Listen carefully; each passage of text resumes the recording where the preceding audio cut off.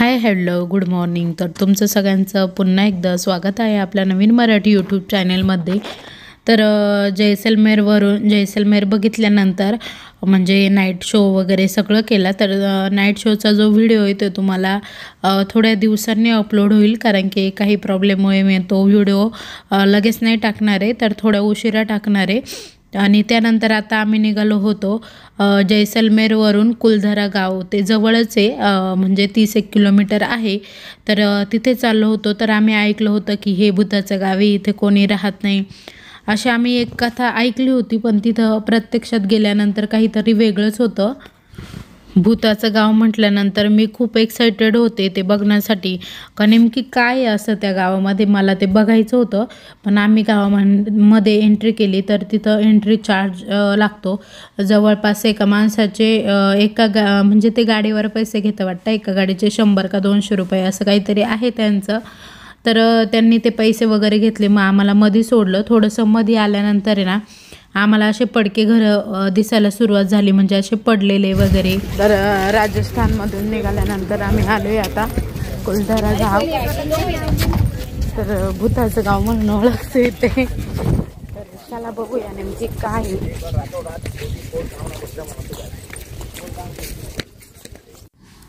तर त्या गावात आलोय आता आम्ही। तर त्यांनी ना हे आता म्हणजे लोक येतात फोटोशूट वगैरेसाठी, हे नवीन स्ट्रक्चर असं तयार केलेलं आहे। तर गाव काही असं नाही आहे, पण हे सगळं त्यांनी उभारलेलं स्ट्रक्चर आहे, कारण की सगळे म्हणजे लोक येतात ना, तर इथं फोटोशूट वगैरे करतात, त्यामुळे मग त्यांनी हा सेटअप उभा केला इथे। आणि ना इथे एका पिक्चरची शूटिंग पण झाली, पण मला आता त्याचं नाव सांगता येत नाही आहे तुम्हाला काय येते। तर इथेच म्हणजे बॅक साईडला याच्या काहीतरी कोणता तरी पिक्चर आहे, पण मग आता मला एवढं आठवत नाही आहे कोणता पिक्चर आहे ते।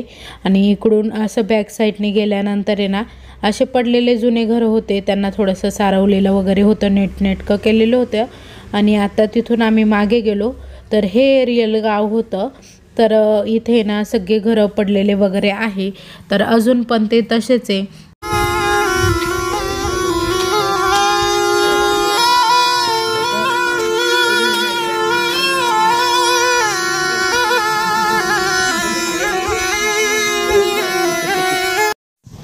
तर लोकांनी ही अफवा केली होती की ते भूताचं गाव आहे, तर असं काही नाही, ते भूताचं वगैरे गाव नाही आहे।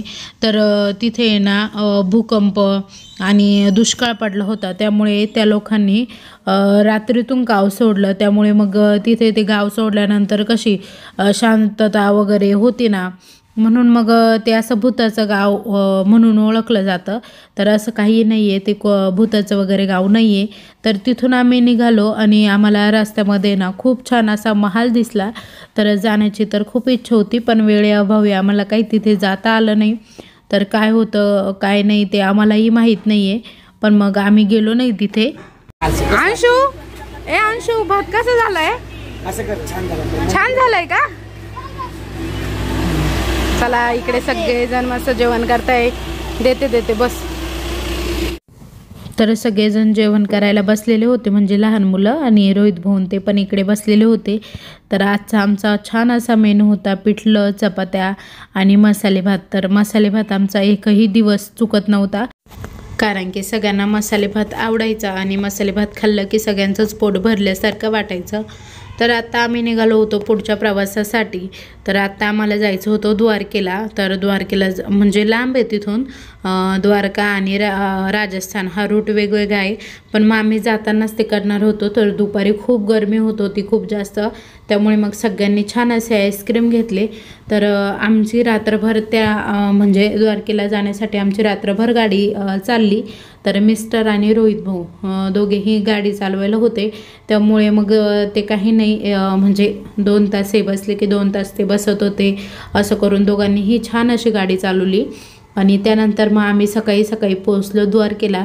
तर द्वारकेच्या मंदिरात म्हणजे मंदिराची पण शूटिंग घ्यायला परमिशन नाही आहे, पण मी थोडीशी घेतली, कारण की मी म्हणजे मोबाईल न्यायलाच परमिशन नाही आहे, पण मी नेलेला होता, मला काही एवढं माहीत नव्हतं। आणि नेल्यानंतर थोडंसं शूट घेतलं।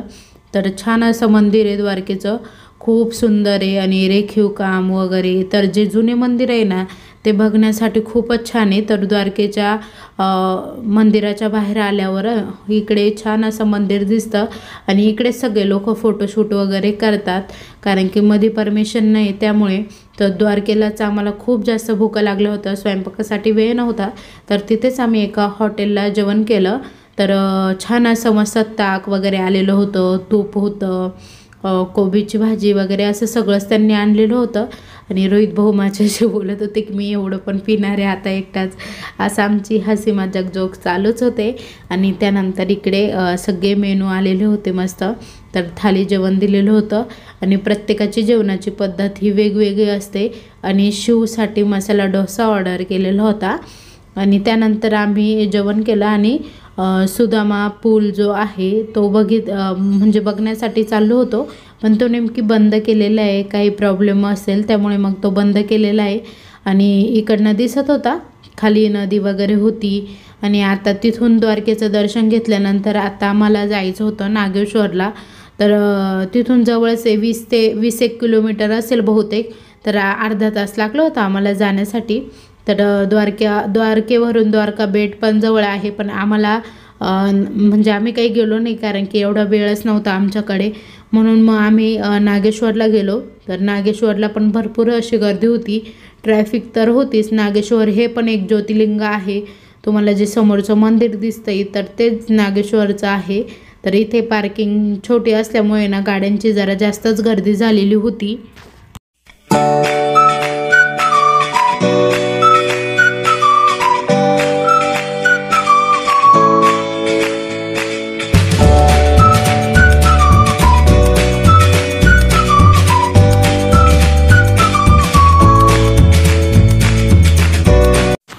नागेश्वरला आल्यानंतर इथे खूप मोठी अशी महादेवांची मूर्त होती. तर त्याच्यावर बघा किती पक्षी बसलेले. तर खरंच त्यांना पशुपतीनाथ म्हणतात, म्हणूनच ते म्हणजे एवढे पक्षी अंगावर घेऊन बसलेले. इकडे आम्ही दर्शन रांगेमध्ये आता लाईनला लागलेलो होतो. तर सगळेजण इकडे लाईनला लागलेले होते. मी बोलत होते पण मग मिस्टर पण बोलत होते, पण खूप जास्त आवाजामुळे म्यूट केलं आहे. तर सगळ्यांचे छान असे दर्शन होणार होते. म्हणजे होती अर्धा एक तास लागला आम्हाला मंदिरापर्यंत जाण्यासाठी. तर इकडे छान असं मस्त मंदिर आहे. तर बाहेरूनच छान दिसत होतं, त्यामुळे मधून छानच असेल असं वाटत होतं. आणि खूप छान मंदिर होतं मधून पण. तर तुम्हाला दिसत असेल तर थोडंसं म्हणजे एवढं काही शूट घेत होते सगळेजण, म्हणून मीही घेतलं, कारण की प्रत्येक ठिकाणी मोबाईल अलाउड नव्हता. पण मग इथे पण नव्हता, तरी पण मग ते पोलीस वगैरे काही बोलले नाही. नागेश्वरचं ज्योतिर्लिंग पण खूप सुंदर आणि छान आहे. तर तुम्हाला व्हिडिओमध्ये एवढं काही दिसणार नाही, कारण की दर्शन आणि व्हिडिओ सोबत घेणं काही जमत नव्हतं. त्यामुळे मग मी जेवढं शूट होईल तेवढं करण्याचा प्रयत्न केला. आणि कारण की इथं गर्दी पण होती, त्यामुळे तुम्हाला लिंग वगैरे काही दिसलं नाही. आणि बाहेर आल्यानंतर पण मंदिर खूप सुंदर होतं. मंदिराच्या बाजूचा परिसर पण खूप छान होता.